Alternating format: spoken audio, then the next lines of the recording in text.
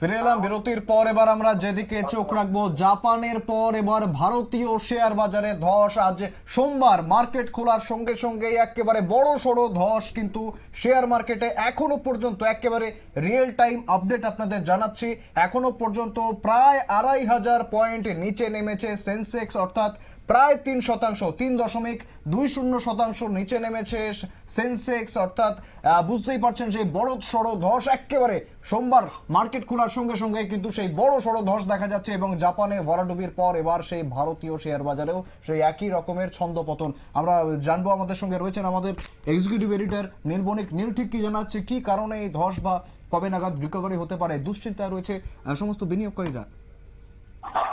দেখো, আজকে যেটা জানা যাচ্ছে সেটা হচ্ছে কেন তোমার হচ্ছে এই ধস নামলো, সেটা হচ্ছে বিগত কয়েকদিন আগে তোমার হচ্ছে জাপান, অর্থাৎ জাপানের যে সেন্সেক্স রয়েছে সেই সেন্সেক্সে কিন্তু একের পর এক ধস নামে। আর জাপানের এই সেন্সেক্সের ধসের পরে কিন্তু নতুন করে আবার একটা আতঙ্ক তৈরি হয়েছে। কোথায় না, ভারতীয় যে শেয়ার, সেই শেয়ার বাজারে বিগত কয়েকদিন আগেই একটা আতঙ্ক তৈরি হয়েছিল।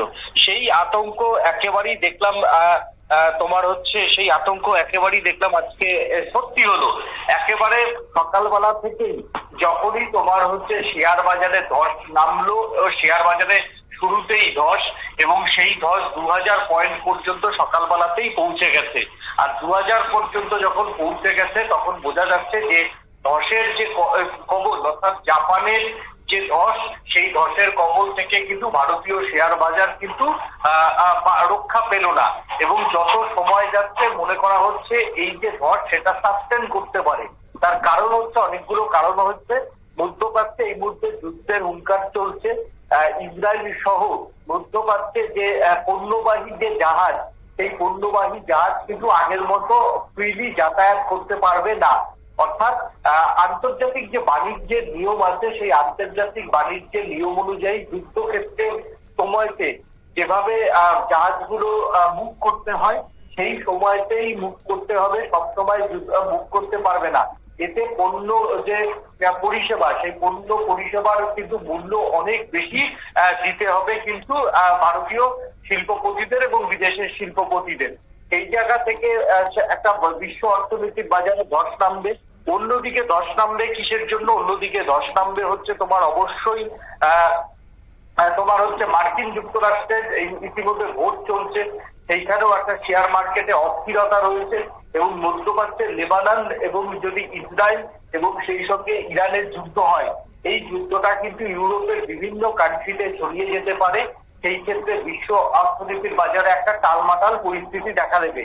অন্যদিকে গতকাল থেকে রাশিয়ার বেশ কয়েকটি কিন্তু তোমার হচ্ছে তেলের যে ডিপো রয়েছে বা তেলের খনি রয়েছে, সেইখানে কিন্তু লাগাতার ড্রোন হামলা করেছে ইউক্রেন। সেই সঙ্গে রাশিয়ার বেশ কয়েকটি বিমান ঘাঁটিতে ইতিমধ্যেই ইউক্রেনের সেনারা ড্রোন হামলা করেছে। তাতেও কিন্তু একটা বিশ্ব তেলের যে বাজার, সেই তেলের বাজারে কিন্তু অস্থিরতা তৈরি হয়েছে। অন্যদিকে আমাদের পার্শ্ববর্তী দেশ হচ্ছে বাংলাদেশ।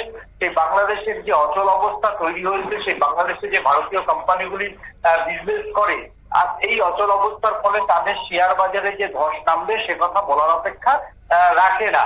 সেই জায়গা থেকে তাকিয়ে দেখতে গেলে যে বিশ্ব অর্থনীতিতে কিন্তু যুদ্ধের হুঙ্কার, সেই যুদ্ধের হুঙ্কারের জন্য ভারতের যে শেয়ার মার্কেট, সেই শেয়ার মার্কেটের ধস নামাটা একেবারেই স্বাভাবিকই ছিল।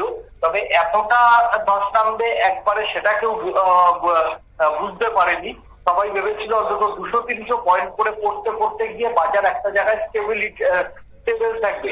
কিন্তু শুরুতেই বাজারে যেভাবে ধস নামলো তাতে কিন্তু বড়সড় বিনিয়োগকারীদের মধ্যে একটা প্রশ্ন উঠছে যে এই যে ধস, সেই ধস কোথায় গিয়ে শেষ হবে। এবং এই মুহূর্তে আমাদের সবেমাত্র বাজেট অধিবেশন হয়েছে। বাজেট অধিবেশনের পর একটা নতুন অর্থনীতিতে একটা চেঞ্জেস এসছে, কর কাঠামোতে চেঞ্জেস এসছে। সেই জায়গাতে দাঁড়িয়ে এমনি বাজার খুব একটা লং টাইমের জন্য বাজার একটা খুব একটা ভালো যাচ্ছিল না। তবে সেই বাজার আর ধরে রাখা হয়েছিল শুধুমাত্র দেশের বাজারে স্থিতাবস্থা থাকার জন্য।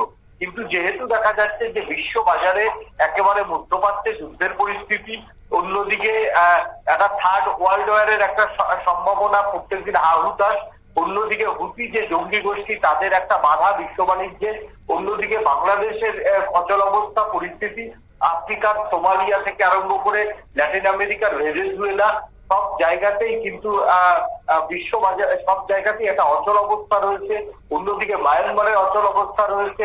এই যে পৃথিবীব্যাপী যে একটা অশান্তির আবহ, এই অশান্তির আবহে কিন্তু অলরেডি কিন্তু তার বিশ্ববাজারে যে প্রভাব, সেই প্রভাব পড়তে চলেছে। তার জন্যই শুরুতেই বাজার খুলতে প্রায় 2100-2200 পয়েন্ট পড়েছে, কখনো উঠছে কখনো নামছে। নিফটিও কিন্তু নিচের দিকে রান করেছে এবং যেটা বিনিয়োগকারীদের মত, এই যে যুদ্ধের পরিস্থিতি, সেই যুদ্ধের পরিস্থিতি যত সাস্টেন করবে ততই কিন্তু শেয়ার বাজারের কিন্তু আপগ্রেড বা শেয়ার বাজারের উন্নতি কিন্তু এই মুহূর্তে সেন্সেক্সে হবে না বলেই ধরে নিচ্ছে। তবে অভয় বাণী, ভারতীয় অর্থনীতি এমনি তো একটা ভালো জায়গায় রয়েছে, তবে এর থেকে বেশি শেয়ার পড়ার খুব একটা আশঙ্কা কেউই করছে না। যে জাপানে যেভাবে সুনামির মতো ধস নামলো শেয়ার বাজারে, সেই রকম ধস অন্তত ভারতীয় শেয়ার বাজারে থাকবে না, কারণ ভারতের বাজারে একটা স্থিতাবস্থা রয়েছে। এছাড়া ভারত যে সমস্ত কান্ট্রিগুলির সঙ্গে এখন নতুন করে বাণিজ্যের জন্য যুক্তে, সেটা হচ্ছে আরব আমিরশাহী, কাতার সহ যে দুবাই, এই জায়গাগুলিতে যে বাণিজ্যের জন্য ঢুকছে, এবং ল্যাটিন আমেরিকার বহু স্টেবল দেশে ভারতীয় পণ্যের একটা সম্ভাবনা, যেহেতু ভারত পণ্য রপ্তানি করে, সেই জায়গা থেকে ভারতকে নতুন এবার এই যুদ্ধের হাত থেকে যদি তার দেশের অর্থনীতিকে বাঁচাতে হয়, তাহলে যে সমস্ত দেশের স্থিতাবস্থা রয়েছে সেই সমস্ত দেশে বাণিজ্যের জন্য অবশ্যই ভারতকে ঝুঁকতে হবে। তাহলে যদি আর একটু একটু করে তোমার হচ্ছে শেয়ার মার্কেট ওঠে। অন্যদিকে অয়েল কোম্পানিগুলির এই সময়টা একটা বড় লস হবে, কারণ রাশিয়াতে যদি তেলের উৎপাদন ধাক্কা খায় এই হানাতে, তাহলে সব থেকে ইউরোপের বাজারে একটা প্রভাব পড়বে, শিল্পের বাজারে। অন্যদিকে ভারতও কিন্তু রাশিয়ার থেকে তেল আমদানি করে। অন্যদিকে মধ্যপ্রাচ্যে যে যুদ্ধের আবহ, সেই ক্ষেত্রে যদি মুসলিম দেশগুলি যদি যুদ্ধে জড়িয়ে পড়ে ইরানে, তাহলে বিশ্ব বাজারে তাদেরও তেলের দাম বাড়াতে হবে, এবং তার যে কুফল, সেই কুফল কিন্তু ভারতীয় সেন্সেক্সে আগামী 6 মাস যে পড়বে সে কথা বলার অপেক্ষা রাখে না। একেবারে ধন্যবাদ নীল। আমাদের এক্সিকিউটিভ এডিটর জানাচ্ছিল নীল বণিক যে বর্তমানে ঠিক কি কি কারণে মধ্যপ্রাচ্যে যুদ্ধের ভ্রুকুটি, পাশাপাশি জাপানের যে বড়সড় ধস নেমেছে, তারপর ভারতীয় মার্কেটে এই ধস খুবই স্বাভাবিক এবং অবশ্যম্ভাবী ছিল। তবে এই ধস কতদিন থাকবে এবং স্টেবিলিটি আসবে কিনা সে নিয়েও কিন্তু প্রশ্ন রয়েছে। ফিরে আসছে একটা বিরতির পর, সঙ্গে থাকুন।